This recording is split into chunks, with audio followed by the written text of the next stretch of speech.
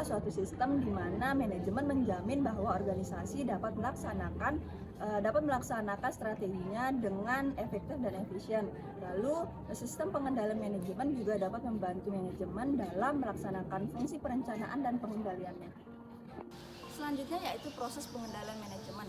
Proses pengendalian manajemen itu adalah serangkaian kegiatan atau proses bekerjanya sistem pengendalian manajemen yang terdiri dari 4 bagian juga. Yang pertama yaitu penyusunan program, penyusunan anggaran, pelaksanaan dan pengukuran, serta pelaporan dan analisis. Dapat dilihat pada gambar di samping, pengendalian manajemen sebagai suatu sistem terdiri dari dua bagian, yaitu struktur pengendalian manajemen dan proses pengendalian manajemen. Struktur pengendalian manajemen itu adalah unsur-unsur yang membentuk sistem pengendalian manajemen yang terdiri dari pusat pertanggungjawaban dan ukuran prestasi. Pusat pertanggungjawaban adalah bagian atau unit organisasi yang dipimpin oleh seorang manajer yang bertanggung jawab terhadap unit yang dipimpinnya. Kemudian yaitu ada ukuran prestasi. Ukuran prestasi itu pada dasarnya mengukur efektivitas dan efisiensi organisasi dalam melaksanakan strateginya. Nah, pada pusat pertanggungjawaban itu dibagi lagi menjadi 4 bagian, yaitu yang pertama ada pusat biaya, pusat pendapatan, pusat laba, dan pusat investasi. Sudah dijelaskan sebelumnya, pusat pertanggungjawaban itu dibagi menjadi 4, yaitu yang pertama pusat biaya. Pusat pertanggungjawaban yang prestasi manajernya dinilai berdasarkan biaya pusat pertanggungjawaban yang dipimpinnya. Pusat biaya merupakan pusat pertanggungjawaban yang mengolah masukan dan menghasilkan keluaran, tetapi keluaran yang dihasilkan tidak digunakan sebagai dasar ukuran prestasi manajernya. Dapat dilihat dari hubungan antara masukan dan keluaran. Pusat biaya dapat dibedakan menjadi 2, yaitu yang pertama pusat biaya engineer, yaitu pusat biaya yang sebagian besar masukannya mempunyai hubungan yang jelas dengan keluarannya. Contohnya departemen produksi yang mengolah masukan bahan baku dan tenaga kerja menjadi produk jadi. Yang kedua, pusat biaya discretionary, yaitu pusat biaya yang sebagian besar masukannya tidak mempunyai hubungan yang jelas dengan keluarannya. Contoh departemen keuangan dan departemen personalia. Kedua, pusat pendapatan, pusat pertanggungjawaban yang prestasi manajernya dinilai berdasarkan pendapatan usaha pertanggungjawaban yang dipimpinnya.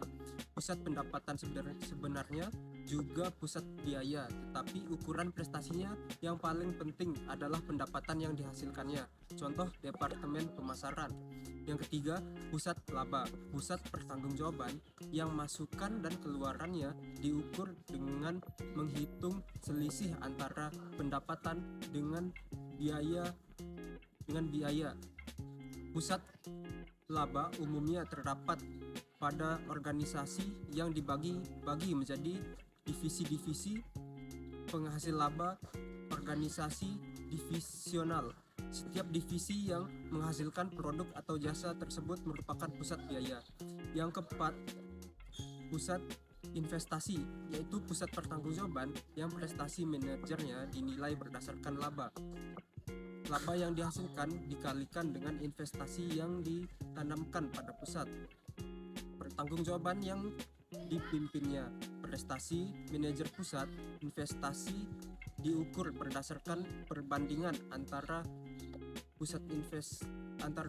laba yang dihasilkan dengan investasi yang ditanamkan. Contoh dari pusat investasi. Contoh laba dan investasi dari divisi A dan divisi B, yaitu yang pertama, laba divisi A sebesar 25 juta dan laba divisi B sebesar 30 juta dengan investasi dari divisi A 100 juta dan investasi dari divisi B 30 juta. Nah, rasio laba investasinya dari divisi A sebesar 25% dan rasio laba investasi dari divisi B sebesar 20%. Meskipun laba divisi B lebih besar daripada divisi A, tetapi divisi A mempunyai rasio laba atas investasi yang lebih tinggi dari divisi B. Selanjutnya, ada proses pengendalian manajemen. Jadi, proses pengendalian manajemen terdiri dari penyusunan program, penyusunan anggaran, pelaksanaan dan pengukuran, serta pelaporan dan analisis. Dapat dilihat bahwa siklus yang ada di dalam proses pengendalian manajemen terdiri dari penyusunan anggaran akan menuju ke pelaksanaan dan pengukuran. Setelah itu akan berlanjut ke pelaporan dan analisis. Selanjutnya akan menuju ke penyusunan program dan kembali lagi ke penyusunan anggaran. Penyusunan program merupakan kegiatan awal dalam proses penilaian manajemen. Program membuat kegiatan pokok yang akan dilaksanakan ditetapkan dalam perencanaan strategi. Berdasarkan program yang ada dalam disusun rencana kegiatan yang lebih operasional untuk jangka waktu yang akan datang, dikenal dengan anggaran. Organisasi melaksanakan kegiatan sesuai dengan program dan anggaran. Setiap kegiatan diukur hasilnya, dan pada akhir periode, kegiatan disusun laporan dan diperlukan analisis sehingga dapat diketahui prestasi pusat, pertanggungjawaban. Pada bagian ini, pembahasan akan ditekankan pada laporan pertanggungjawaban, analisis, dan pengukuran prestasi. Selanjutnya, pertama adalah laporan pertanggungjawaban. Pada akhir periode, kegiatan dilaksanakan diukur pelaksanaannya. Hasilnya dilaporkan melalui laporan pertanggungjawaban yang antara lain memuat jumlah pertanggungjawaban antara anggaran, realisasi, dan selisih antara anggaran dan realisasi. Selisih ini dibedakan menjadi selisih menguntungkan atau realisasi lebih kecil daripada anggaran, dan selisih tidak menguntungkan atau realisasi lebih besar daripada anggaran. Contohnya, laporan pertanggungjawaban kabak praktikan menyajikan informasi mengenai biaya terkendali bagian praktikan. Total selisih anggaran dan realisasi dilaporkan kepada manajer produksi. Dan kedua, laporan pertanggungjawaban manajer produksi menyajikan informasi mengenai biaya terkendali departemen produksi meliputi bagian-bagian yang menjadi pertanggungjawabannya, misalnya biaya terkendali, bagian-bagian praktikan, bagian perawatan, dan lain-lain.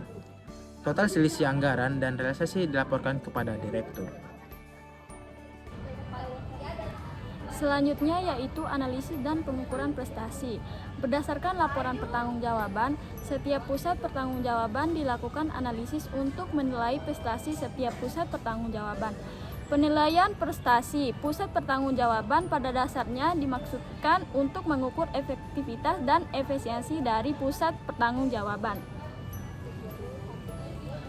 Analisis dan pengukuran prestasi dibagi menjadi 4. Penilaian prestasi pusat biaya. Penilaian prestasi pusat biaya dibedakan antara penilaian prestasi pusat biaya engineer dengan prestasi biaya discretionar. Penilaian prestasi pusat biaya engineer, efisiensi pusat biaya engineer dinilai berdasarkan perbandingan antara biaya standar dengan biaya sesungguhnya. Jika biaya sesungguhnya lebih kecil dari biaya standar, dikatakan efisien, dan sebaliknya. Efektivitas pusat biaya engineer dinilai berdasarkan kemampuan pusat biaya untuk menghasilkan keluaran dengan kualitas dan kuantitatif yang ditetapkan.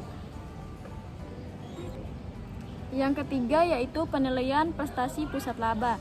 Dinilai berdasarkan perbandingan antara realisasi laba dengan anggaran laba yang telah ditetapkan. Umumnya masalah yang terjadi dalam penilaian prestasi pusat laba adalah pengukuran laba defisi. Jika perusahaan memiliki beberapa defisi, masalah yang sering timbul adanya 1. Pendapatan bersama, yang kedua biaya bersama, 3. Harga transfer, yang terakhir konsep dan laba defisi. Yang terakhir yaitu penilaian prestasi pusat investasi. Penilaian investasi pusat dapat digunakan 2 metode yaitu ROI dan RI berikut. Return of Investment. ROI penilaian prestasi dilakukan dengan perbandingan nilai ROI yang dicapai pusat investasi dengan ROI yang diharapkan. Baik, saya akan melanjutkan materi dari pemateri sebelumnya, yaitu penilaian prestasi pusat investasi. Penilaian prestasi pusat investasi dapat digunakan 2 metode yaitu ROI dan RI. Yang pertama, Return on Investment atau ROI. Penilaian prestasi dilakukan dengan membandingkan nilai ROI yang dicapai pusat investasi dengan ROI yang diharapkan. Di sini sudah ada rumus ROI, laba per investasi kali 100%. Contoh soalnya, ROI yang diharapkan suatu pusat investasi sebesar 24% berdasarkan data aktivitas pusat investasi tahun 2006. Sebagai berikut, di sini sudah diketahui hasil penjualannya 50 juta, biaya produksi 45 juta, jumlah investasi 25 juta. Dimana rumusnya ROI laba per investasi dikali 100%. Di sini ROI sebelum mencapai laba, di sini kita akan mengurangi dulu hasil penjualan dengan biaya-biaya produksi. Di mana ROI sama dengan 50 juta hasil penjualan dikurangi 45 juta biaya produksi. Per 25 juta dikali 100%. Di mana 50 juta ini dikurangi 45 juta sama dengan 5 juta per 25 juta dikali 100%. 5 juta dibagi 25 juta sama dengan 0,2 dikali 100% sama dengan 20%. Lalu yang kedua, residual income atau RI. Prestasi pusat investasi dinilai berdasarkan laba dikurangi biaya modal. Suatu usulan investasi dinyatakan layak jika menghasilkan residual income yang positif, terlepas apakah ROI lebih kecil dari yang diharapkan. Contoh, di sini sudah ada jumlah investasi 50 juta, laba 10 juta, ROI laba dibagi investasi 20%, biaya modal 12% dikali 50 juta dengan 6 juta. Di sini residual income 10 juta dikurangi 6 juta sama dengan 4 juta. Karena residual income-nya yang diperoleh positif, maka investasi dinyatakan layak.